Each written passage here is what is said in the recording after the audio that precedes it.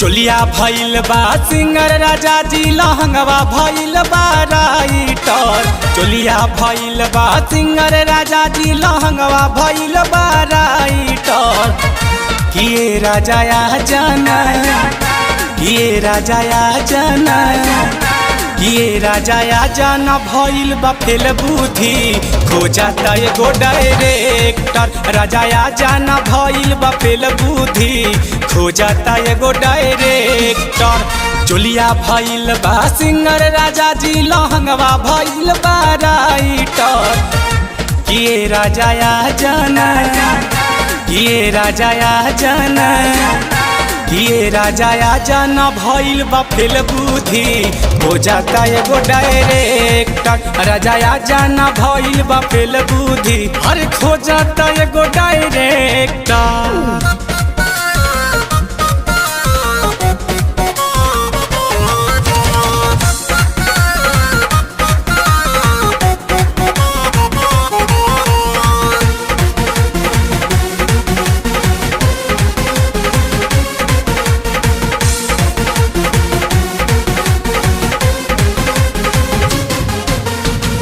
कलाई के चूड़ी हमर भरा काटे कोरा। आ जैत घरे पाय लगाव काटे सोरा। कलाई के चूड़ी हमर भरा काटे कोरा।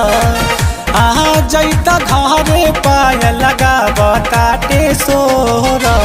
गजब बनल बा फिगर राजा जी जो बनवा करेला फाइटर। गजब बनल बा फिगर राजा जी जो बनवा करेला फाइटर। किए राजा या जाना, किए राजा या जाना, किए राजा या जाना भइल बा फेल बुद्धि खो जाता एगो डायरेक्टर। राजा या जाना भइल बा फेल बुद्धि खो जाता एगो डायरेक्टर।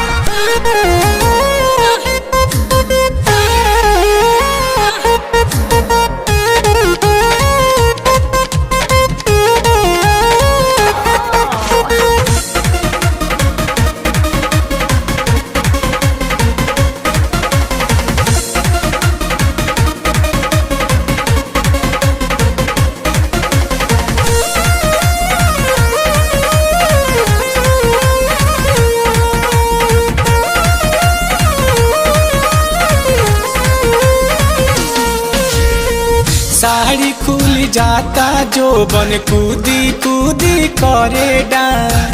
ढोढ़ी गुदगुदात बाटे खोदी के कर तरमास।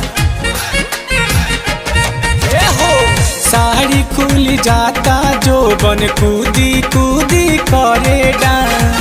ढोढ़ी गुदगुदात बाटे खोदी के कर तरमास। गेहूं में नहीं खेजी गर इतना खोल दी हमर साटर। गेहूं में नहीं खेजी गर इतना खोल दी हमर साटर। किए राजा या जाना, किए राजा या जाना, किए राजा या जाना भइल बा फेल बुद्धि खो जाता एगो डायरेक्टर। राजा या जाना भइल बा फेल बुद्धि खो जाता एगो डायरेक्टर।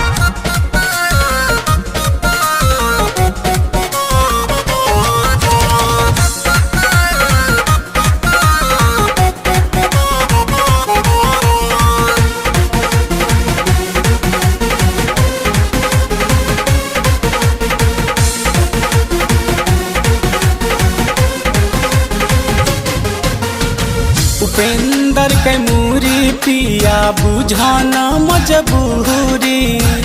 अब न बर्दाश्त होला तोहरा से दूरी। उपेंद्र के मूरी पिया बुझा मजबूरी।